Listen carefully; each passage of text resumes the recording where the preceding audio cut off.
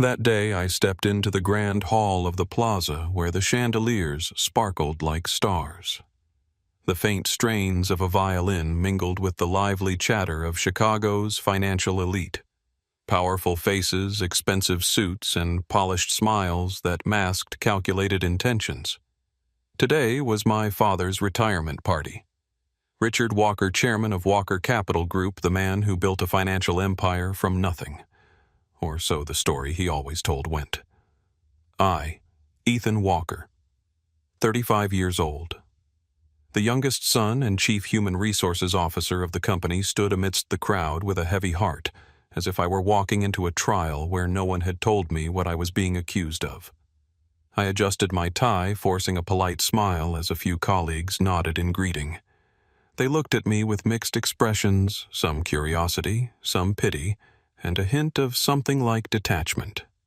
13 years of dedication to Walker Capital Group.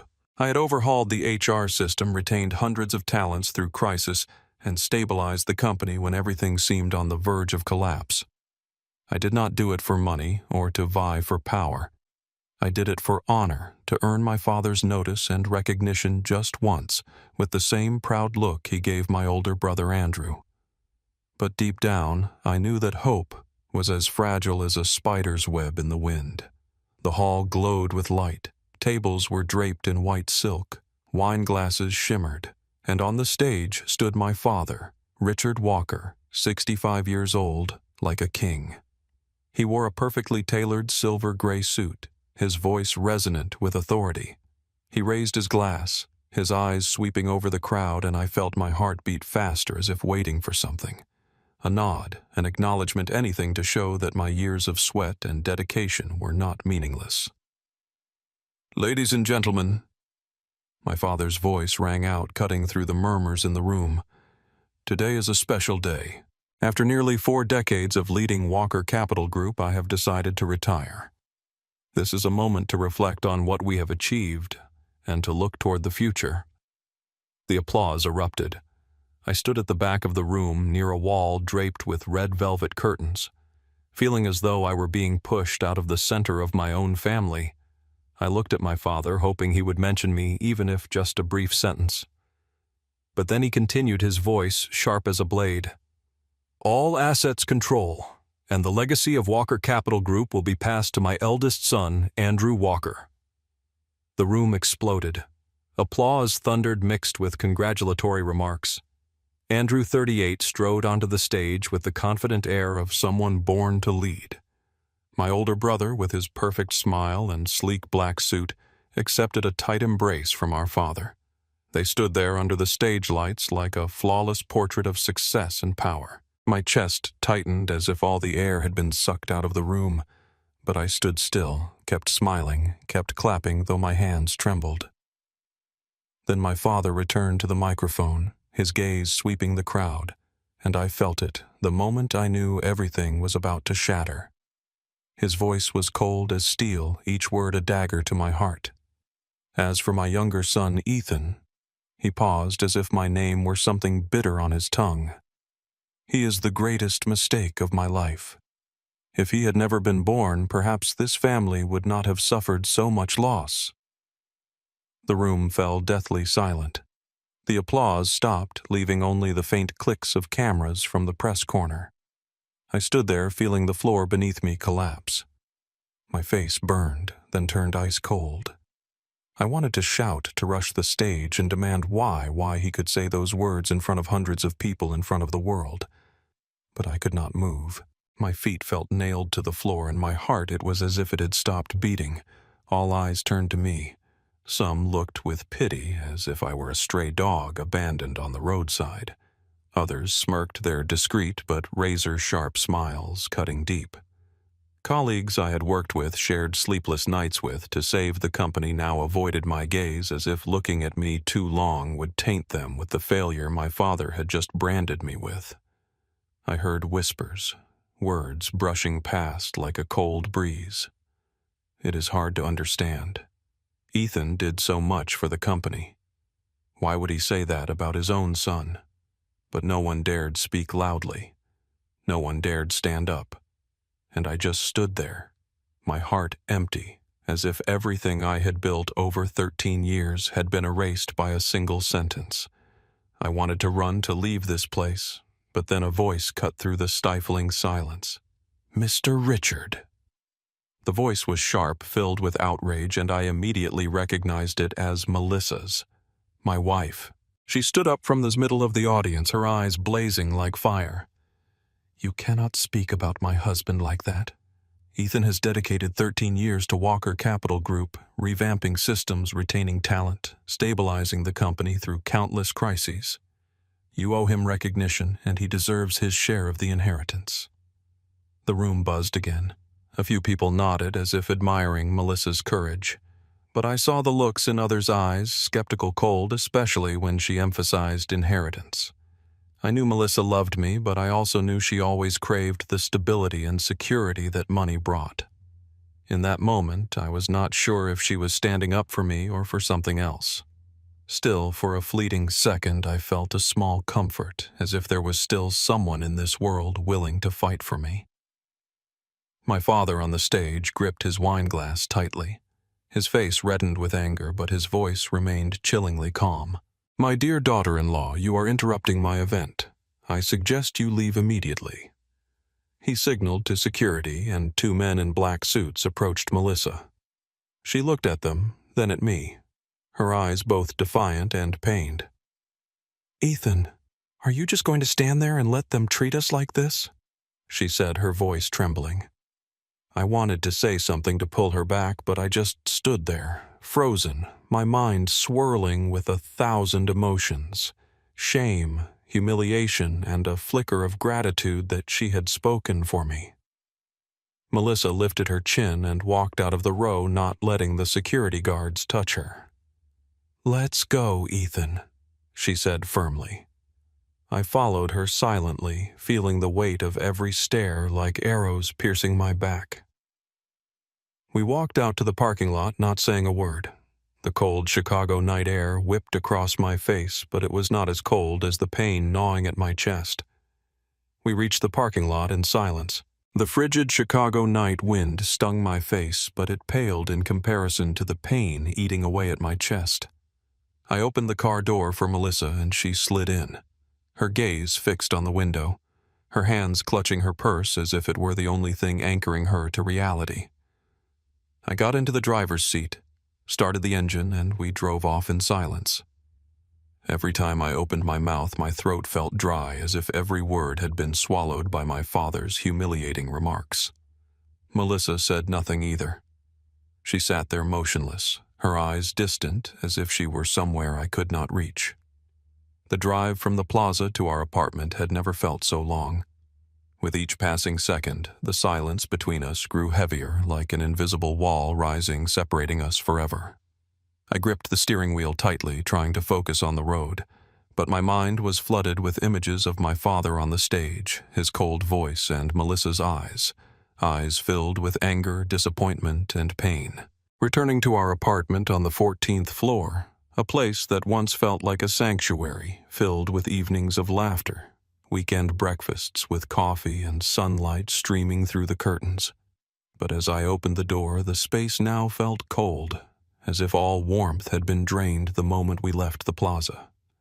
Melissa walked in, tossing her purse onto the sofa with more force than usual.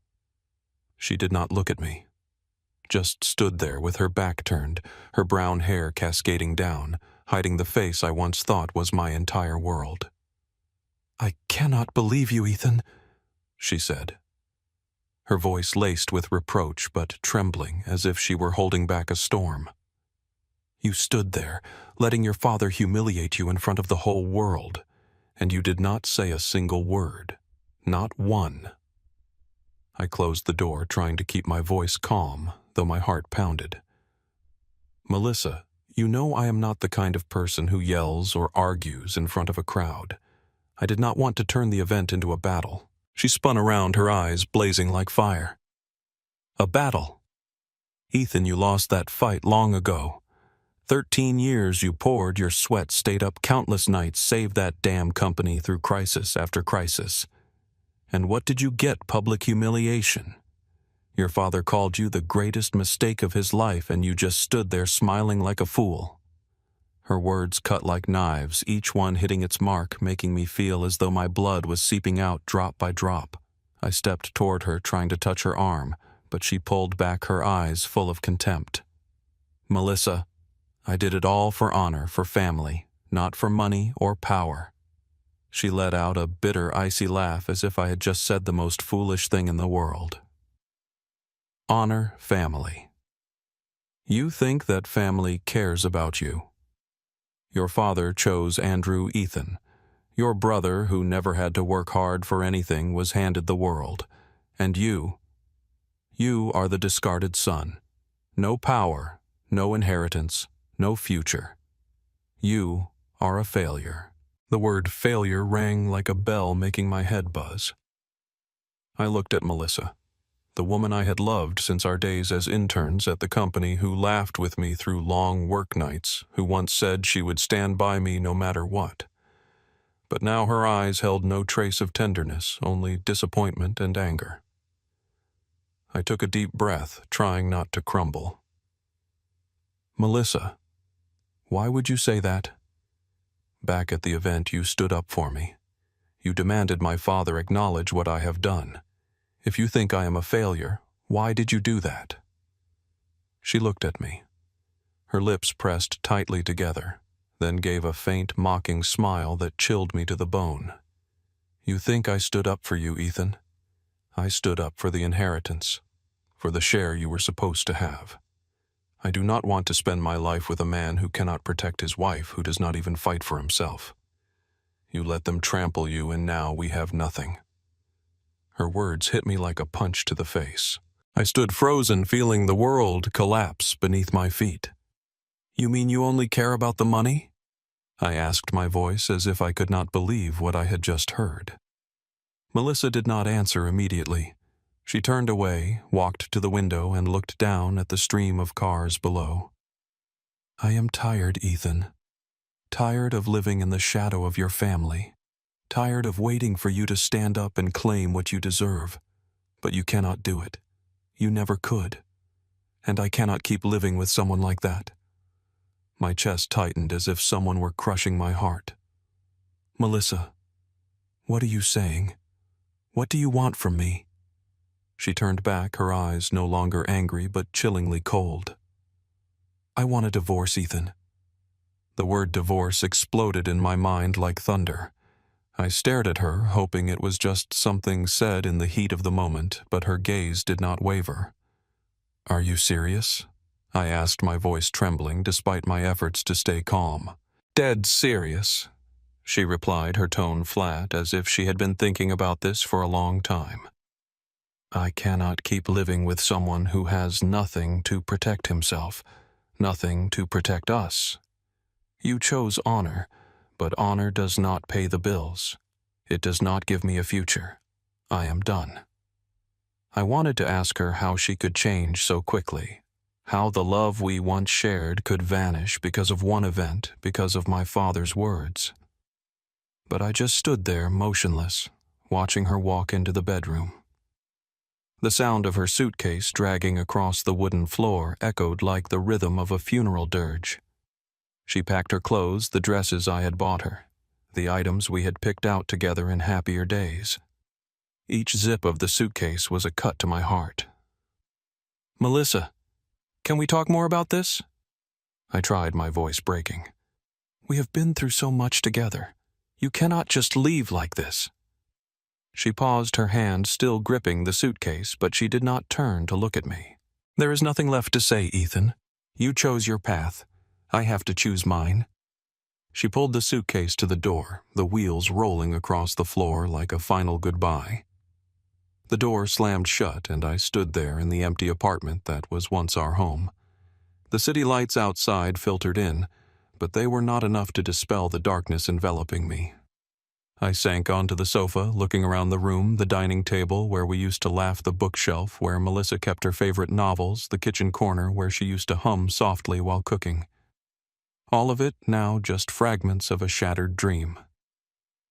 I do not know how long I sat there, only that when the first light of dawn crept through the window, the apartment remained as silent as a tomb.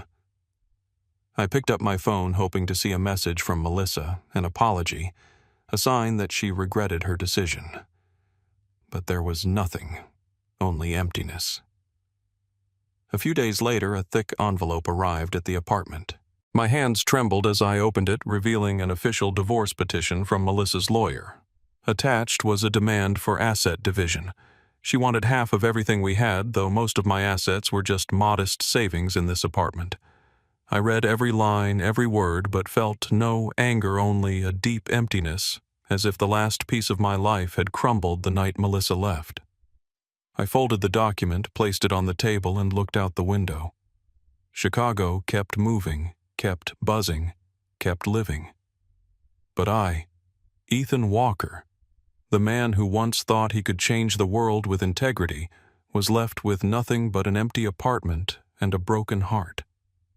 In the days following Melissa's departure, I lived like a ghost, drifting silently through the small apartment in Oak Park, where the city's noise only deepened my loneliness. The media had not let go of the Walker family. Articles, social media posts, and whispers in financial circles relentlessly dug into the events of my father's retirement party. Youngest son publicly humiliated. Richard Walker disowns Ethan over past mistakes. The headlines sliced into my pride like daggers. I turned off my phone, drew the curtains, and tried to make myself invisible. But the truth was, no one can escape themselves. One afternoon, as the sunset bathed the apartment's peeling walls in golden light, the doorbell rang. I hesitated, assuming it was a persistent reporter or a misdelivered package.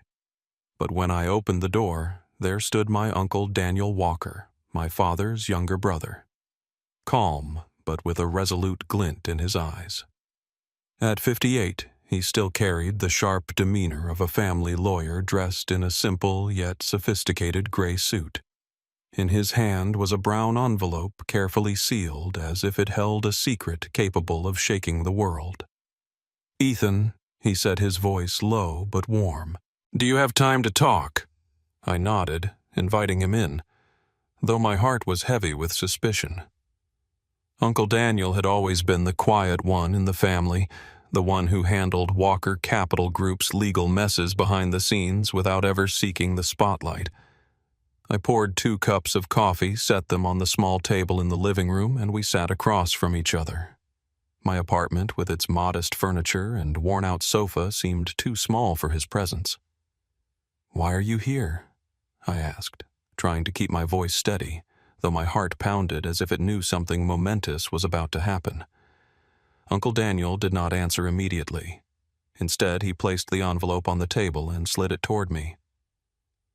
"This is something your grandfather Henry Walker left behind. He instructed me to give it to you when the time was right." I stared at the envelope, my heart sinking. My name, Ethan Walker, was written in my grandfather's firm, familiar handwriting, the man who had been the only light in my grim childhood. "What time?" I asked, my voice hoarse as if afraid of the answer. Uncle Daniel met my eyes, his gaze sharp but not without empathy. "When you were stripped of your inheritance or treated unjustly by your own family." His words hit me like a blow to the chest. My breath caught as if the air in the room had suddenly thinned. With trembling hands, I opened the envelope, careful as if it might disintegrate if I were not gentle enough. Inside was a supplemental will, neatly folded along with a handwritten letter. I opened the letter first, and from the very first line my grandfather's voice echoed in my mind, clear, warm, but tinged with pain. "Dear Ethan," the letter began. "If you are reading this, it means our family has strayed too far from the values I tried to uphold. I foresaw this day when power and prestige would blind your father Richard. He is a strong man, but that strength has turned into tyranny. I feared that Walker Capital Group, the legacy I built with faith in humanity, would lose its compassion." I paused, my eyes blurring as the words grew hazy. My grandfather, who taught me that a true leader values every life, had seen it all. My father's favoritism, how he pushed me to the margins, and how he placed power above everything. I continued reading each word, hammering at my heart. You are the only one I trust to protect the true legacy of our family. Not because of talent or ambition, but because you live with integrity and kindness. Do not let your goodness become a weakness. Stand up, Ethan, not for power, but for the honor I have placed in you. I folded the letter, my hand shaking so much I could barely hold it. Inside the envelope was the supplemental will bearing my grandfather's signature, and those of 2 witnesses notarized at Uncle Daniel's private law office. The document was legally binding, indisputable. It declared that if I were stripped of my inheritance or treated unjustly, all shares and control of Walker Capital Group would belong to me. Not Andrew, not my father, but me, Ethan Walker, the discarded son. I looked at Uncle Daniel, my mind reeling. "How long have you had this?" I asked, my voice catching. "Nearly 10 years, he replied, his eyes darkening. Your grandfather entrusted it to me before he passed. He instructed me to open it only when Richard proved unworthy of the family's legacy. I have been waiting, Ethan, waiting for the day you were publicly humiliated before the world. This is the moment your grandfather anticipated, the moment for the most worthy to rise and reclaim the Walker name's honor."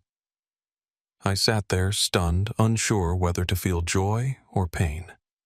My grandfather's faith was the only light in the darkness surrounding me, but it was also a burden. To be recognized, I had to endure humiliation, loss, and loneliness. Melissa had left me.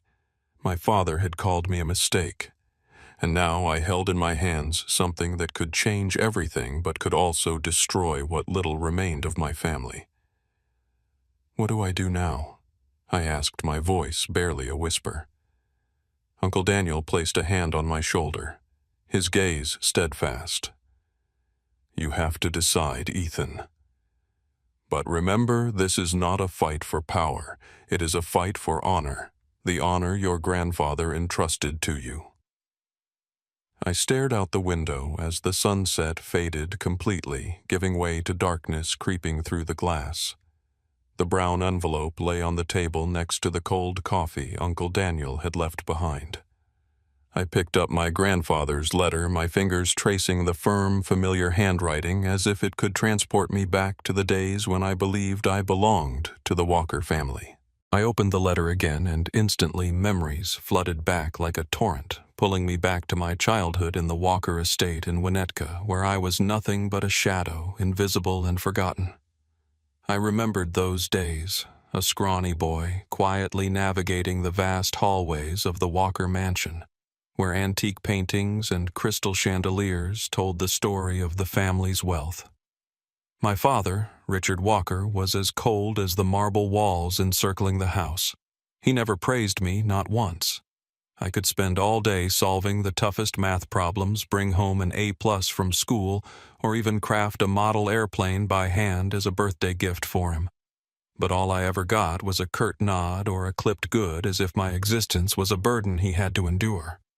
In contrast, my older brother Andrew was always the center of attention. He had his own room in the east wing of the mansion with an intricately carved walnut bed, a bookshelf filled with expensive leather-bound books, and a window overlooking the meticulously tended garden. Andrew was chauffeured to the city's most prestigious private school, while I squeezed onto a public bus with a worn-out backpack and scuffed shoes. I was not jealous of my brother, not exactly. I just wanted my father to look at me once the way he looked at Andrew with pride, as if I too were part of this family. Family dinners were the clearest proof of that favoritism. The long mahogany table draped in white silk was set with elaborate dishes I barely dared touch, afraid of spilling something or upsetting my father. He sat at the head of the table, his voice deep and commanding, talking only to Andrew about the company, the future of Walker Capital Group, and the grand plans my brother would inherit. "Andrew, you need to learn to read financial reports sooner. he would say, his eyes lighting up as my brother nodded, a confident smile playing on his lips. I sat at the far end of the table, quietly eating my portion, careful not to let my spoon clink too loudly against the plate, knowing even a small noise could draw my father's sharp glare. I tried. I really tried. I studied day and night, brought home perfect report cards, joined every academic competition the school offered just to earn a sliver of my father's pride. But every time I showed him my grades, he would glance at them and nod, saying, "Just luck." Or worse, "Do not think this impresses me." I did not understand why. I could not fathom why I was pushed to the margins, why I was the spare in my own family. Then I learned the reason on a frigid night when I overheard my father talking to a business partner in his study. "Ethan is bad luck," he said, his voice low. "His mother died right after giving birth to him. Not long after, I nearly lost my life in a car accident. If he had not been born, things might have been different." Those words pierced my heart like a blade, leaving a trembling 10-year-old boy shivering behind the door. From that moment, I understood that my father did not just fail to love me, he resented me as if my very existence was a curse. But in the darkness of that childhood, there was one light: my grandfather, Henry Walker. He was the only one who saw me as a person, not a mistake. He often took me to the old farm on the outskirts of Naperville, far from the cold marble walls and my father's judgmental eyes. There, amidst fields of grass and bird song, he taught me lessons I carried with me for life.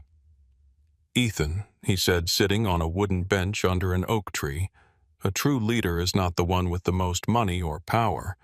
It is the one who values the smallest things, from the lowest employee to the smallest client." I sat beside him listening, feeling for the first time in my life that I was seen, heard, and loved. My grandfather told me about the early days of Walker Capital Group, how he built the company not just for profit, but out of a belief in creating a place where people were treated fairly. He taught me how to care for plants, how to listen to the wind, and how to stand firm against storms, not the ones in the sky, but the ones in the heart. "You have a good heart, Ethan," he said, placing a hand on my shoulder. "Do not let the world harden it." Now, sitting in my dim Oak Park apartment, I reread my grandfather's letter. Each line was like a heartbeat pulling me back to those days. "You are the only one I trust to protect the true legacy of our family. Not because of talent or ambition, but because you live with integrity and kindness." My eyes stung not from sadness, but from emotion. My grandfather had seen what my father never could. My worth did not lie in money or power, but in the heart he had so carefully nurtured. I folded the letter and pressed it to my chest as if to hold on to the last of his warmth.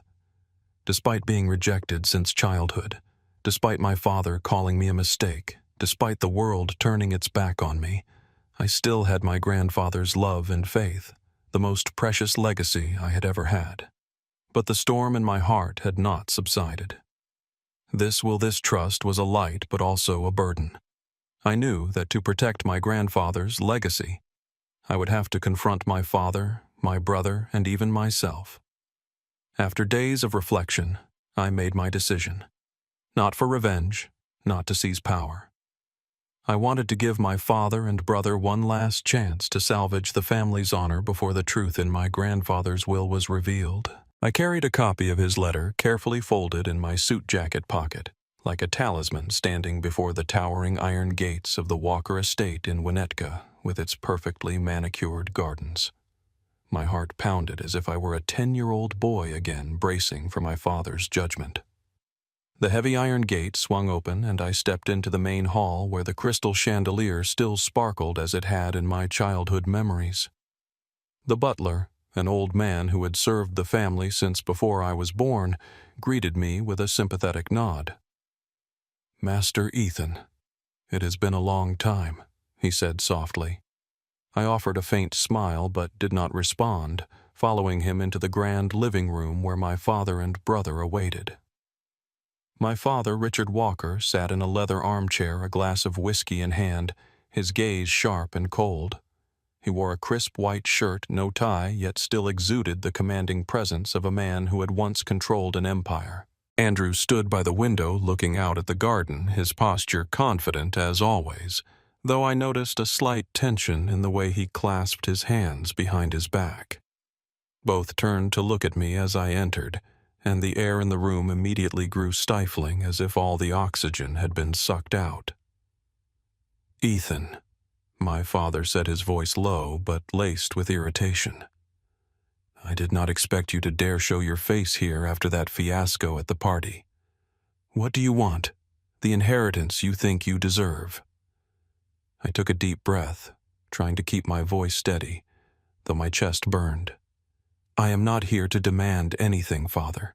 I am here to talk, to give you and Andrew a chance to save the family's honor before things go too far." Andrew let out a sharp, scornful laugh. He turned his eyes, glinting with mockery. "Honor, Ethan? You really think you have any right to talk about honor? You are just a failure clinging to sentimental stories to beg for pity. Do not waste our time." His words stung like a whip, but I did not let them shake me. I pulled the copy of my grandfather's letter from my pocket and placed it on the mahogany table in the center of the room, my voice calm but resolute. "This is a letter from Grandfather Henry Walker. He wrote it before he died along with a supplemental will. He knew you had been blinded by power and prestige, Father.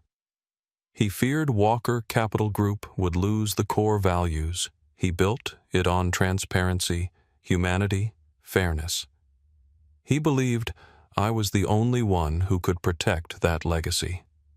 My father's brow furrowed his eyes, flicking to the paper without touching it. "A will, a letter. You think I would believe this nonsense?" His voice was sharp, the whiskey glass in his hand trembling slightly, making the amber liquid ripple. "Henry was my father, and I know what he wanted. Walker Capital Group is mine, and now it is Andrew's. You have no place in that will, Ethan." My chest tightened, but I pressed on my voice, beginning to quiver with emotion. "Father, I do not want to fight. I just want us to look at what Walker Capital Group is losing. This company is not just about money or power. It is grandfather's legacy built on integrity and faith in people. We can restore it together, make it what he dreamed it could be." Andrew stepped forward, his voice cutting. "You are delusional, Ethan. A flimsy letter changes nothing. You think you can waltz in here waving some papers and make us beg for your forgiveness? You are pathetic." His words poured fuel on the fire inside me, but I held back, taking a deep breath. "Andrew, I do not want to fight.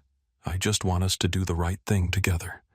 But if you and Father are not willing, I will have to do what is necessary to protect Grandfather's legacy."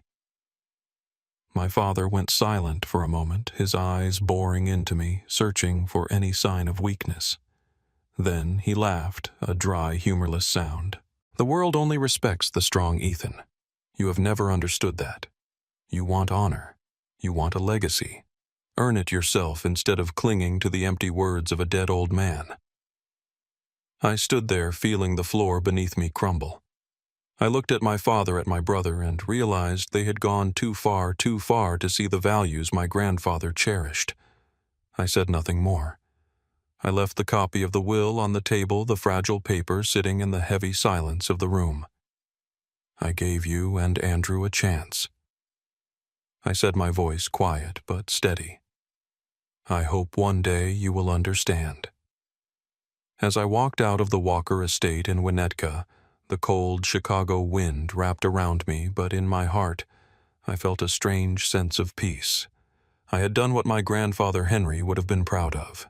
I gave my father and brother a chance to talk to save the family's honor, but as the heavy iron gate clanged shut behind me, I knew they had thrown that chance away without a second thought. My father, Richard, and my brother Andrew had no intention of facing the truth, and now I steeled myself for what was to come, a storm I knew would not be easy to weather.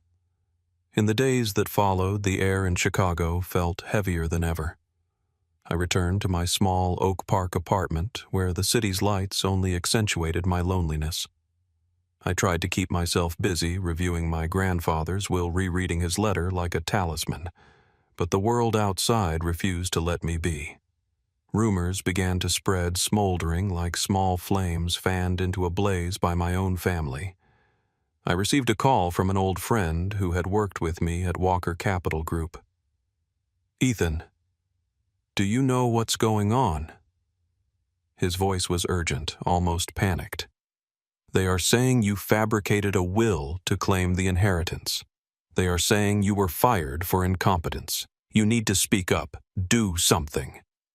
I sank onto the sofa, gripping the phone tightly, feeling my blood boil. "Who's saying this?" I asked, though deep down I already knew the answer. "Andrew and your father. They are holding a press conference. You should turn on the TV." I switched on the television, and immediately Andrew's face appeared on the screen, standing in a luxurious press room with the Walker Capital Group logo behind him. He wore a sleek black suit, his usual confident smile in place, but his eyes were cold and calculating. "We regret having to make this public," Andrew said, his voice measured yet theatrical. "But Ethan Walker, my brother, has deliberately spread false information about a forged will, aiming to sow confusion among investors and damage the Walker family's honor. We have filed a lawsuit against him for defamation and reputational harm." The press room buzzed. Reporters scrambled to ask questions, cameras flashing like lightning. My chest tightened as if the air in the apartment had been sucked dry. My father appeared beside Andrew, his presence commanding, but his face as cold as ice. "Walker Capital Group is my legacy," he said, his voice resonant. "I will not let anyone, not even my own son, destroy what I have built." I turned off the TV, unable to bear another second. They had not just rejected the truth. They had turned against me, painting me as the enemy before the entire world. I opened my phone, scrolling through social media where every post felt like a dagger to my pride. "Ethan Walker, fired for incompetence," one headline screamed.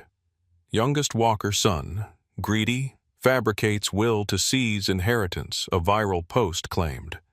Even former colleagues, people I had worked alongside, shared sleepless nights with to save the company, now publicly criticized me. "Ungrateful," they wrote. "Greedy. A failure clinging to fading glory." I sat there in the dim Oak Park apartment, feeling as though the entire world had turned its back on me. My phone buzzed incessantly with messages from friends, reporters, and strangers eager to dig into the drama, but I did not respond. I could not. Every word, every act of defiance now would only fuel the fire my father and brother had ignited. I knew the more I argued, the more ammunition they would have to tarnish my credibility. Then the doorbell rang. When I opened it, Uncle Daniel stood there, his gaze resolute but tinged with concern. He stepped inside and placed a thick briefcase on the table. "Ethan," he said, his voice low but firm, "we need to prepare. Richard and Andrew have hired the company's best legal team. They are accusing you of defamation, and they will do everything to destroy you in court." I looked at the briefcase, my heart pounding. "Are you sure the will is real?" I asked, my voice trembling. "If they prove I fabricated it..." Uncle Daniel placed a hand on my shoulder, his eyes sharp as steel. "The will is real, Ethan. I have kept it for over 10 years with Henry's signature and 2 witnesses notarized at my private law office. They cannot deny its legitimacy. But you need to be strong. This is not just a legal battle, it is a media war, and they are playing dirty." I nodded, feeling an invisible weight settle on my shoulders. Uncle Daniel opened the briefcase, showing me the documents related to the will, the original notarized copies and verification records from his law office. "I am on your side," he said. "But you need to choose how to fight. Respond to the media or stay silent." I looked out the window, the city lights of Oak Park twinkling like distant stars. "I will stay silent," I said, my voice quiet but resolute. Not because I was afraid, but because I knew the truth would speak for itself. If I argued now, they would have more chances to twist everything. I would focus on the evidence. Uncle Daniel nodded, a glint of pride in his eyes. "You are more like Henry than you realize," he said, then left, leaving me with the briefcase and a storm of emotions. I sat down, turned on the TV again, and saw my image being dragged through the mud on every channel. But I did not crumble. I picked up my grandfather's letter, reading each line again, and felt a small flame ignite in my chest. This was not the time to be weak. This was the time to fight, not with words, but with the truth. One morning, as faint sunlight filtered through the curtains, Uncle Daniel called, his voice low but resolute. "Ethan, I have arranged a family meeting at the Walker estate in Winnetka. Richard has agreed to hold it under the guise of addressing your slander, but this is our chance. I have prepared everything, the legal documents, witnesses, and the original will. Are you ready?" I gripped the phone tightly, feeling my blood surge. "I am ready," I replied, my voice firm.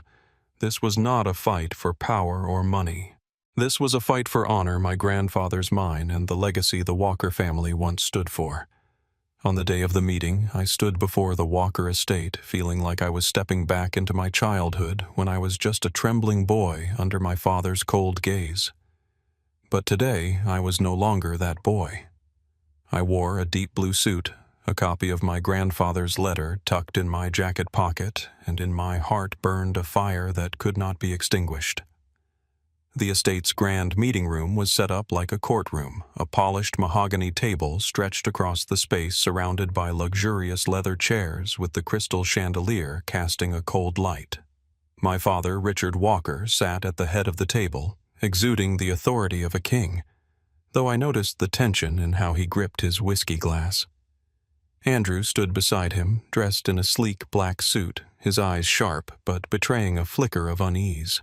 Around the table were a few of Walker Capital Group's major shareholders, powerful faces I had seen in company meetings, along with my father's legal team men in gray suits who looked at me like I was prey. Uncle Daniel entered after me, carrying a thick briefcase, his demeanor calm. He sat across from my father, placed the briefcase on the table, and the room's atmosphere grew heavy as if we all sensed a storm brewing.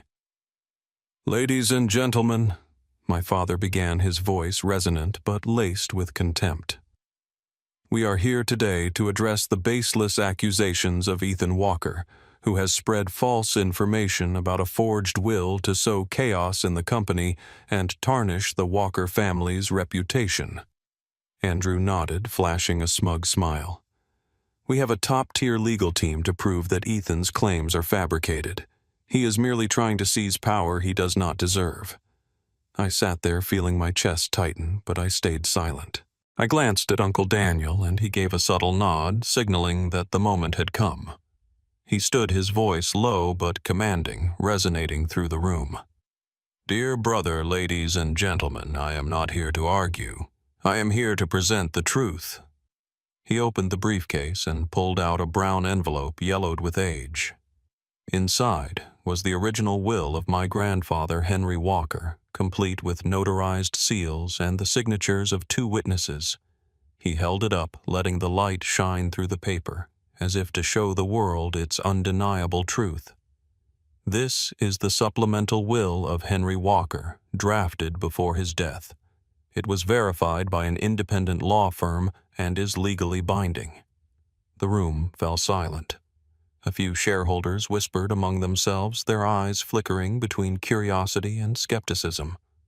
My father gripped his whiskey glass tighter, his face reddening though he maintained a facade of calm. "Daniel, what are you doing? Is this a joke?" my father barked. Uncle Daniel did not respond. Instead, he read aloud the key provision of the will, his voice clear, each word striking like a bullet in the air. "This will take effect if Ethan Walker is unjustly stripped of his inheritance by his own family.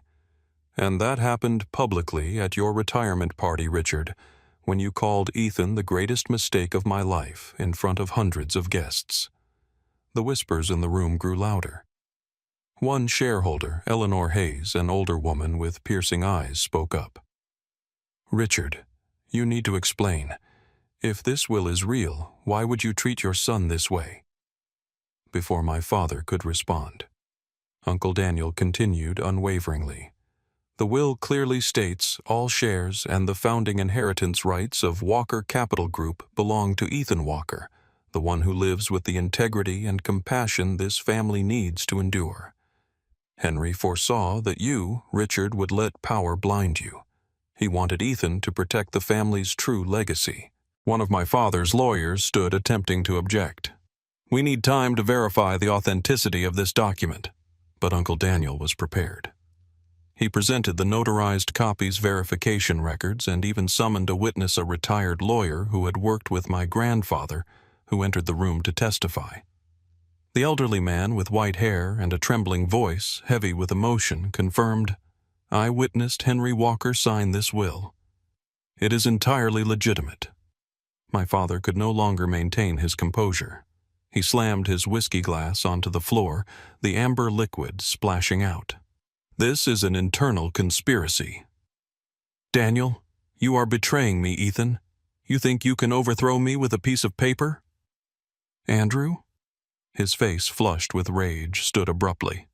"You are a failure, Ethan. You think these tricks will make you a hero. You are nothing."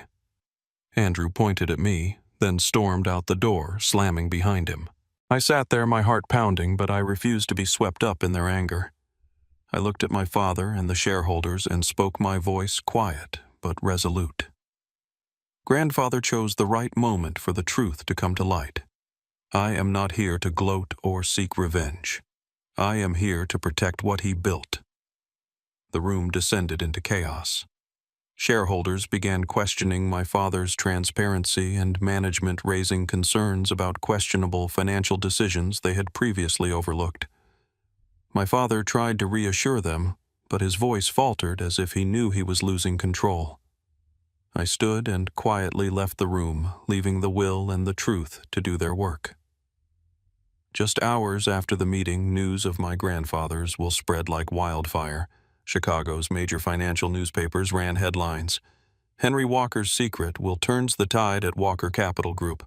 Ethan Walker, unexpected heir or family betrayer." Social media erupted with posts, comments, and even mockery aimed at my father and brother. Shareholders, once loyal to my father, began questioning his transparency and management. Independent auditors were called in, and the barrage of calls from reporters to my Oak Park apartment was relentless. I turned off my phone and drew the curtains, but the outside world would not let me rest. The investigation's results came faster than I expected. Within weeks, audit reports exposed a litany of irregularities under my father and Andrew's leadership at Walker Capital. Group unapproved risky investments, shady contracts with close associates, and the diversion of profits to personal accounts, all were brought to light. The company's reputation, which my father had always prided himself on, was severely damaged. Stock prices plummeted, and the board of directors, under pressure from shareholders and public opinion, was forced to act. One morning, as I was brewing coffee in my small apartment, Uncle Daniel called. Ethan, his voice low, but carried a weight of gravity. "The board just held an emergency meeting. Richard has been forced to fully withdraw from his honorary position. Andrew has been removed as CEO. Their shares are temporarily frozen pending restructuring. They have nothing left." I gripped the coffee mug tightly, feeling my chest constrict. I did not feel triumphant or vindicated, only a deep sadness, as if I were watching my family crumble before my eyes. "Is there anything else, Uncle?" I asked, my voice hoarse. Uncle Daniel hesitated, then continued. "The board wants you to take on the role of interim CEO. They need someone to restructure the company and restore trust among employees and shareholders. You are the only one they trust right now." I sank onto the sofa, my mind reeling. CEO of Walker Capital Group, a position I had never dared to dream of. Not because I lacked the ability, but because I never thought I would be recognized. Now it was no longer a dream. It was a responsibility, the one my grandfather had entrusted to me through his will. The following week, I walked into Walker Capital Group headquarters and stepped into the CEO's office, a space both foreign and familiar. The expansive room with its windows overlooking Chicago's skyline was once where my father sat issuing commands and building his empire. Now it was where I would start anew, not to continue my father's ambitions, but to restore the values my grandfather held dear. I called a meeting with the management team announcing plans for financial transparency, new governance protocols, and a commitment to listening to every employee from the janitors to the directors. The shareholders, initially skeptical, were gradually won over by my sincerity. Employees who had once avoided my gaze at the retirement party now looked at me with newfound respect. The media began calling me the Silent Heir, a title I was not sure I liked. They wrote about me as a hero who saved the Walker family's honor not through power, but through integrity. To me, there was no victory to celebrate. Every step I took, every decision I made was simply my way of keeping my promise to my grandfather and Uncle Daniel. I did not seek revenge against my father or Andrew. I did not need to. The truth had done that for me. Meanwhile, I heard whispers about my father and brother through the financial grapevine. My father, Richard Walker, once the King of Chicago, rarely left the estate. People said he sat in his study staring at old family portraits, speaking to no one but the aging butler. Andrew faced the rejection of friends and loyal shareholders. He posted on social media trying to project strength, but the desperation in his words was evident to all. They had lost everything. Not just power, but the pride they once considered untouchable. I moved out of the Oak Park apartment, settling into a small house in the suburbs where I could hear birdsong and feel a peace the city could never offer.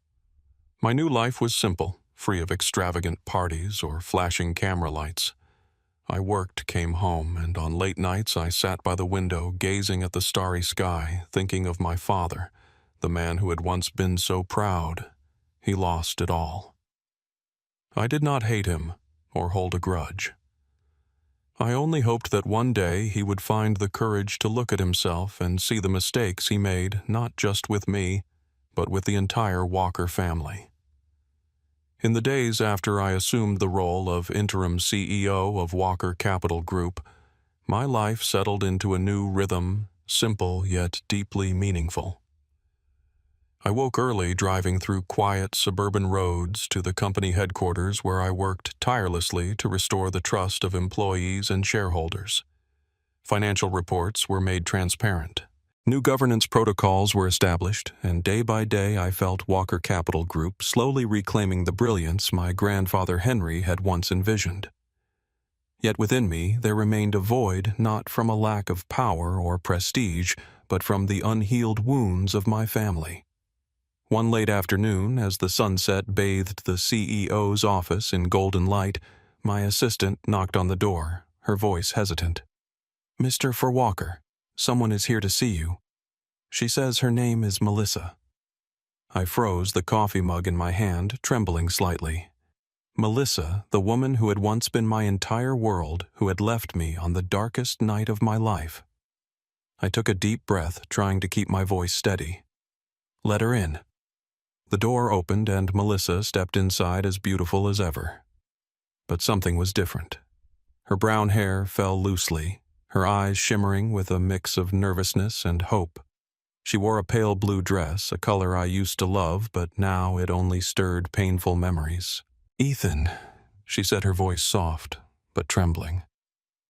"Want to talk." I gestured for her to sit, though my heart pounded as if bracing for a battle I did not want to fight. "Go ahead, Hannah," I said, my voice even masking the storm of emotions inside me. She sat, her hands clasped tightly in her lap as if searching for courage. "I am sorry, Ethan. I was wrong to leave you. I let fear and pressure control me. 2. Want to start over. You and we had such beautiful days. I know you are the CEO now, and I realize I walked away from an incredible man like you." Her words cut like a knife knot out of pain, but because they reminded me of the night she left when she called me a failure, when she admitted she stood up for the inheritance. I looked into her eyes, searching for sincerity, but all I saw was belated regret tinged with calculation. "Melissa," I said, my voice quiet but firm, "you were once a vital part of my life. I am grateful for those days, but true love is not built on money or status. I cannot go back. Not because I am angry, but because I need to move forward and live true to myself." Her face paled, her eyes glistening as if on the verge of tears.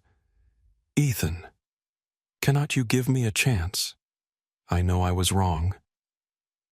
"I gave you a chance," I interrupted, my voice gentle but resolute. "And you chose your path. Now I have to choose mine." She stood, her lips pressed tightly together, then quietly left the office. As the door closed, I sat down, feeling as if I had shed a heavy burden. I did not hate Melissa. I was only sad, but it was the sadness of letting go, of accepting that not everything in life can be mended. A few weeks later, another event caught me off guard. One morning, as I reviewed financial reports, my assistant announced that my father, Richard, and my brother, Andrew, wanted to meet. I was stunned. Since the chaotic family meeting, I had heard nothing from them, except whispers of their downfall in financial circles. I agreed to meet, but braced myself for another confrontation. They entered the office, and I barely recognized them. My father, once the proud king of Walker Capital Group, looked aged, his eyes weary as if drained of life. Andrew maintained his polished appearance, but his confident smile was gone, replaced by visible tension on his face. They stood before my desk, the air heavy with the weight of an impending storm. Ethan, my father, began, his voice low but lacking its former authority. "We are here to talk about the future. Andrew and I want to restore our honor. We want to work with you to manage Walker Capital Group as a family." Andrew nodded, though his eyes avoided mine. "We have experience, Ethan. You cannot do this alone. We can help." I looked at them, feeling as if time had rewound. These were the words I had longed to hear for years from my father and brother. But now, after everything, they only filled me with a deep sadness. I did not reject them outright. Instead, I offered a solution. "Father Andrew," I said calmly, "I do not want to push you out of the company. I propose you both serve as advisors, contributing your experience to help stabilize the company. This is a chance for us to start over for Walker Capital Group for grandfather." The room grew stifling. My father clenched his fists, his face reddening with anger. "Advisors? You think I need charity from my own son?" he snapped, as if I had insulted him. "I built this company from nothing, Ethan. And now you expect me to bow to you?" Andrew sneered, his eyes filled with contempt. "Work under you? That is humiliating. Who do you think you are, Ethan? A hero? You are just a lucky fool who got hold of that will and think you can control everything." Their words cut like knives, but I did not let them pull me in. I stood looking them in the eyes. "I am not offering charity. I am giving you a chance to contribute to start over. But if you do not want it, I respect that decision."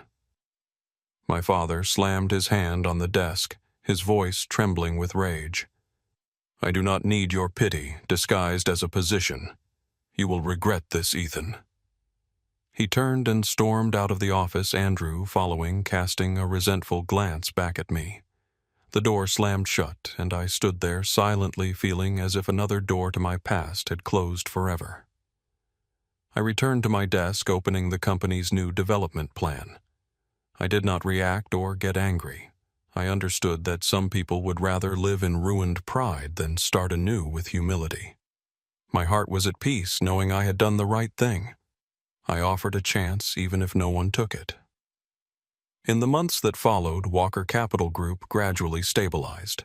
Transparent financial reports restored the confidence of employees and shareholders, and the Walker name once again commanded respect in Chicago's financial circles.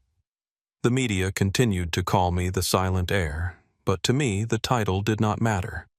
Every decision I made, every day I worked, was simply my way of keeping my promise to my grandfather to protect his legacy, not through power, but through integrity.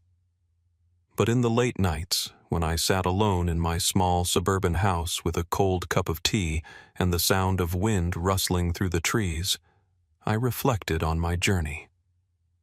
From a boy labeled bad luck, pushed to the margins by my father, to a man who stood up to reclaim the family's honor, I had weathered storms I never thought I could survive. The wounds from my father's public humiliation at the retirement party from Melissa's departure from my brother's betrayal lingered, but they no longer caused me pain. Instead, they became lessons fires that forged me into the person I am today. I want to share those lessons not to boast, but in the hope that my story might be a light for someone lost in their own darkness. Remember that integrity is the most enduring legacy. My grandfather Henry once told me under the oak tree at the Oak Park farm that a true leader values every single life. When I took on the role of CEO, I did not seek power or fame. I worked to restore trust to ensure that Walker Capital Group was not just a money-making machine, but a place where people were respected and heard. The integrity my grandfather instilled in me became the torch lighting my path, and I know it is the most valuable legacy I can leave behind. If you are facing a storm, whether it is betrayal, humiliation, or loss, remember that you do not need to fight with anger or hatred. Fight with truth, with integrity, and with faith in yourself. Do not let criticism or rejection make you doubt your worth. Live in a way that when you look back, you can be proud that you did not let the darkness of others extinguish the light within you.